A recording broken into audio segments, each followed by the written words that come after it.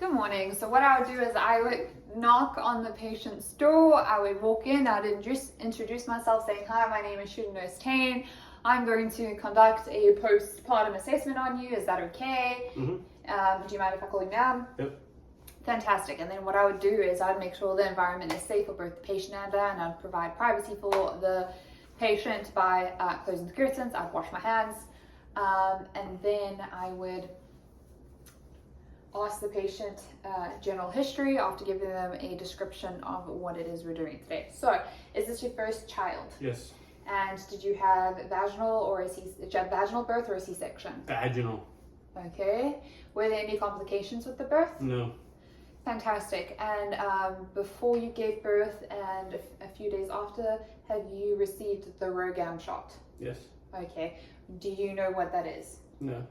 Okay, so if they did not explain it to you, it was just if you had a blood type Rh factor that was different than your baby's, it's just going to prevent further pregnancy complications if you have a baby that has a different Rh factor than you, so your immunity doesn't build up antibodies against that Rh factor and attack your baby's blood. So it's just to safeguard you and your future babies.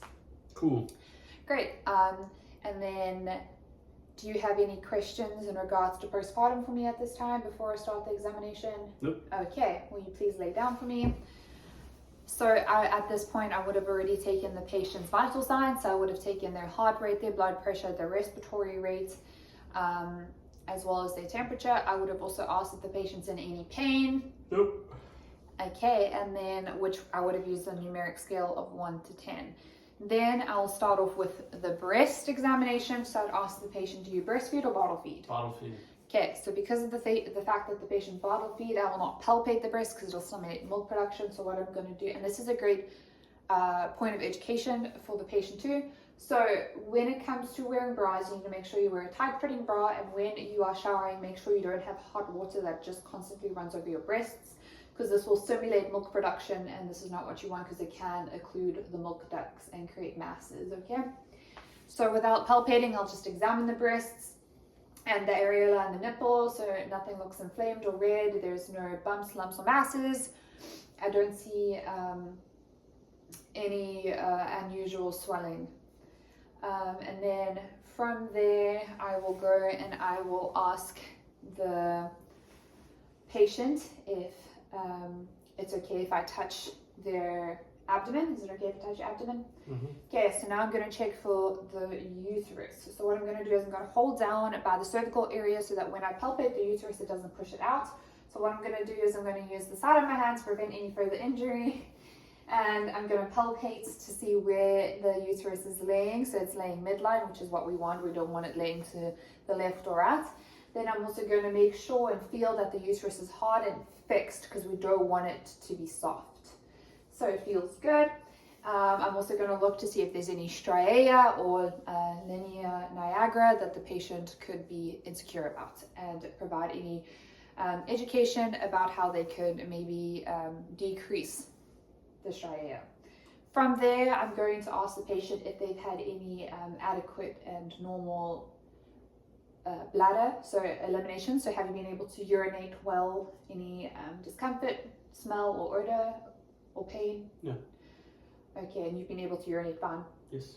And with bowel movements, have you been able to have a bowel movement that's normal, not uncomfortable or painful? Yes. Fantastic. And then I'm going to also assess the lochia of the patient. So I'm going to check what kind of discharge they have and if it's abnormal. And because this patient is only a few days postpartum, it's going to be like the rubra color, which is the bright red bloody color, which is normal. And then from there, I'm going to assess if the patient had an episiotomy or if there's any lacerations of the perineum. So I'm just going to make sure that there's no complications with that, or if there's no infections or bleeding or unusual edema with that. From there, we go to home insides, which would just be also assessing the legs to see if there's any clots. So we're just checking for redness, swelling, or edema, or any pain in your legs. Have you felt any pain or unusual tingles or swelling in your legs? Okay, fantastic. And then when it comes to how you felt since postpartum, like how you felt since delivery, have you felt low or any spouts of sadness or depression at all? No. Okay, fantastic. That's good to know. Postpartum depression is something that a lot of women do suffer from. So if you do have any feelings of desperation, depression, or sadness, please do seek help or let us know. And then again, if you have any questions in regards to the ROGAM, or if a follow-up shot is needed, we will let you know. But otherwise, do you have any questions or concerns for me? No. Okay, thank you very much for your time. It was nice to meet you.